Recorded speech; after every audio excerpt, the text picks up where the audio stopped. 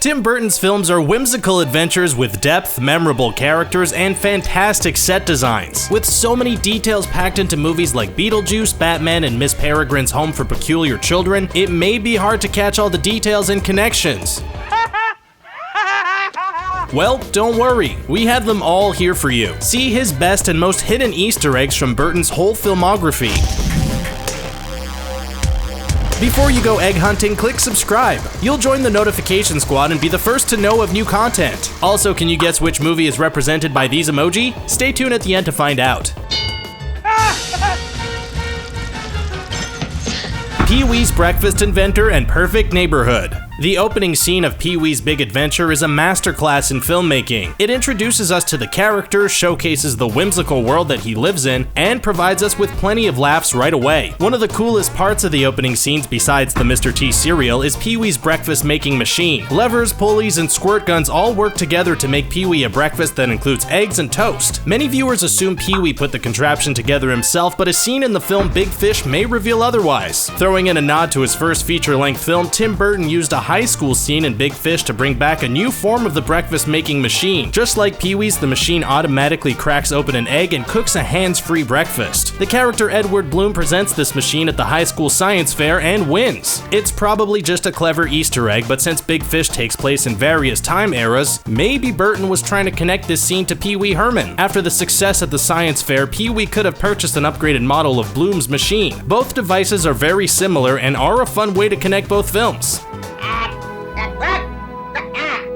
A Clown in Mars Attacks. One of Tim Burton's more underrated films is the 1996 release of Mars Attacks. Based off the classic Topps trading cards series, the film features a who's who of actors. That includes Glenn Close, Michael J. Fox, Natalie Portman, Martin Short, and Pierce Brosnan. The large cerebrum here indicates telepathic potential. Jack Nicholson also appears in the movie as the President. He reunited with Burton after working with him for his iconic role as the Joker in Batman. With such a large ensemble cast, it's surprising that Burton was able to sneak in a cameo from a character featured in one of his other hit movies. During one of the film's scenes on the alien ship, Sarah Jessica Parker's decapitated head is being brought across the ship so she can witness her dog's head being attached to her body. In the background, you can see a number of glass orbs and cases holding the alien collections. In one of these cases is a giant floating clown. If you look closely at the clown, you may recognize him from Batman Returns. He's actually the overweight gang clown who the Penguin shot dead and left to rot with the fishes. Out of all the Batman references Burton could have used, it was a random and fun nod to a great moment in the Batman sequel. Hola, did you hear about the latest addition to our family? The Richest Español is the perfect place for all you native Spanish speakers out there. Don't speak Spanish? No problem, come on over. This is the perfect place to practice. Amazing facts, interesting people, and funny pictures. Check out The Richest Español today. What do you think of this? You like it? Jack Skellington in Beetlejuice. The debut of Jack Skellington in The Nightmare Before Christmas was a memorable one. The Pumpkin King was lit on fire and emerged from a liquid, showcasing his trademark white skull and pinstripe outfit while all the monsters of Halloween Town sang "This is Halloween" around him. Many people may mark this as his first time on the big screen, but Tim Burton was able to introduce Jack years earlier and before anyone could realize. In Burton's 1988 release of Beetlejuice, Michael Keaton plays the wacky and crazy monster from beyond the grave. In an effort to get rid of visitors from the home and help the friendly ghosts who live there, Lydia summons Beetlejuice for help near the climax of the film. Beetlejuice, Beetlejuice, Beetlejuice. Beetlejuice then goes crazy, sprouting a carousel from the top of his head. If you look closely at the very top of the carousel, you can see Jack Skellington's head along with a bat design. This was an easy moment to miss as you were probably focused on Beetlejuice's crazed antics where he turns his arms into giant hammers. It took years to develop The Nightmare Before Christmas, so it is likely that it was actually Jack's design Burton wanted to sneak into the film. As my plastic surgeon always said, if you gotta go with a smile. Smilex toothpaste. One of Tim Burton's best films will always be Batman. Still popular today, the superhero movie created a Batman frenzy and led to all types of merchandise, new fans, and sequel movies. The key part to making Batman a success was Jack Nicholson's role as the Joker. He played it up perfectly, mixing laughs with some truly chaotic moments. The permanent smile affixed to the Joker's face was put there by a chemical known as Smilex. While making the film Charlie and the Chocolate Factory, Smilex made its big return. In the movie, Charlie's dad works at a toothpaste company which just happens to be named Smilex. You can clearly see the company name on the toothpaste and in the background. A scene in the film shows Charlie's dad stealing mutated toothpaste caps and giving them to Charlie so he can build a model city with them. It's a nice nod to the original Batman movie and adds a fun moment for Tim Burton fans watching the film. The Smilex in Charlie and the Chocolate Factory was merely toothpaste, while it had much different results in Batman. Although the Joker survived his treatment with Smilex, other victims were not so lucky and died almost instantly. I don't think this is safe. Nonsense. We have the fire chief over here. Mayor Burgermeister MEISTERBURGER. Filmed in black and white and sticking with traditional stop-motion animation, the 2012 movie Frankenweenie is an artistic masterpiece filled with heart and a great message about the acceptance of science. There are numerous characters in the film with unique looks, designs, and names. They all add to the quirkiness of the story. One of the more unusual names in the movie is Mayor Burgermeister. The town mayor is one of the antagonists in the movie, and if his name sounds familiar, then it probably should. Mayor Burgermeister is named and designed after the classic animated character known as Mayor Burgermeister MEISTERBURGER. He appears in the annual stop-motion holiday classic Santa Claus is Coming to Town. This character design was an obvious homage to the stop-motion classic and the fact that both characters are mayors. Both Burgermeisters are also bald, overweight, and can be extremely grumpy. The main difference is that Mayor Burgermeister MEISTERBURGER gets his own song in Santa Claus is Coming to Town. There'll be no more toy makers to the king. Comparisons have also been made in Tim Burton's other stop-motion animated film Corpse Bride. The character Finis Everglot also looks very similar to both Burgermeisters from the other films. Burton obviously drew a lot of influence from those animated classics.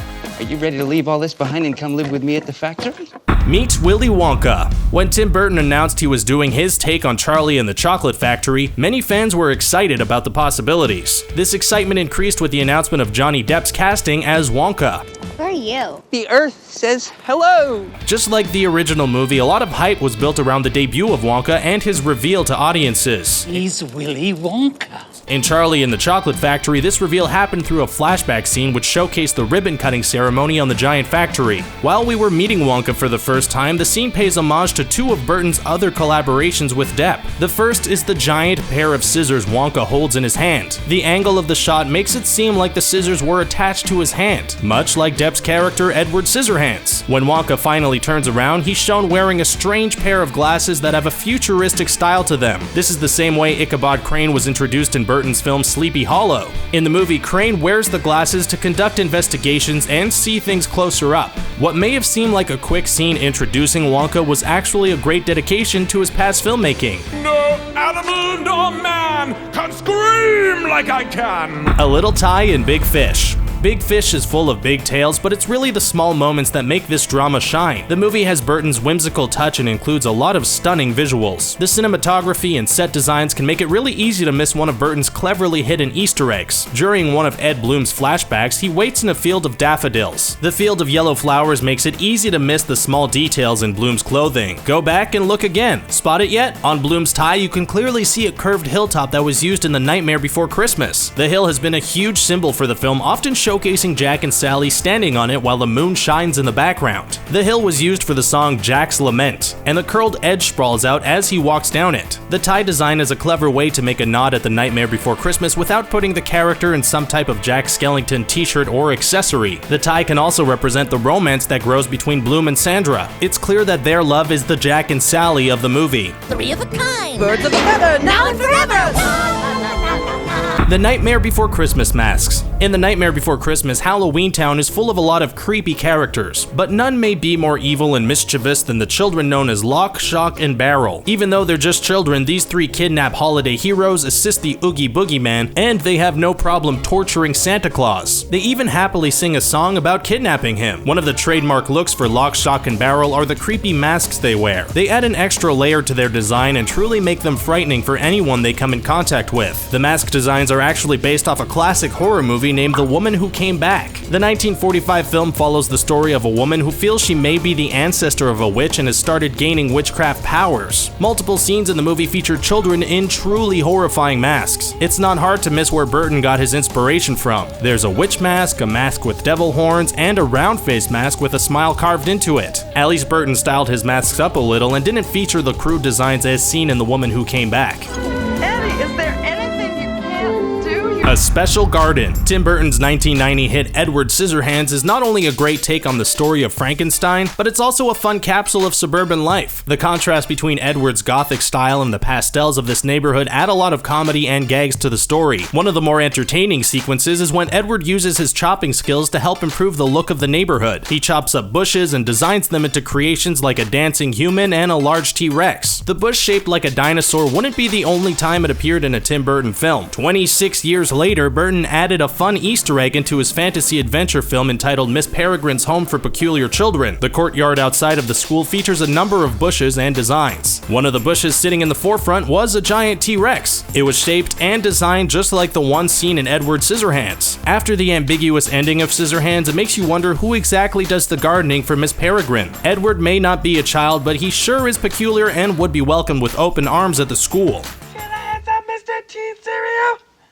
Okay! Tim Burton's literal eggs. As you watch Tim Burton's film collection for Easter eggs, it may be good to pay attention to the real eggs featured in his films. For some reason, Burton has a knack for creating scenes with eggs getting cracked open or doing mystical things. In Big Fish and Pee-wee's Adventure, we see eggs get open and cooked on crazy devices. A similar thing happens in Edward Scissorhands when a flashback shows a cookie-making machine that uses mechanical arms to gently crack a small egg. Things only get weirder in other films. In The Corpse Bride, Victor and the bride visit Elder Gutnick so they can go back to the real world. To help cast the spell, the elder grabs a raven, squeezes an egg out of it, and then cracks the egg to fill the room with a mysterious smoke. The egg craziness continues in Charlie and the Chocolate Factory. The grandpa eats a candy egg that cracks on his tongue as a baby chocolate bird appears. There may not be any direct meaning behind the use of the eggs, but it's fun to watch his films and find the literal eggs he's used in very unique ways.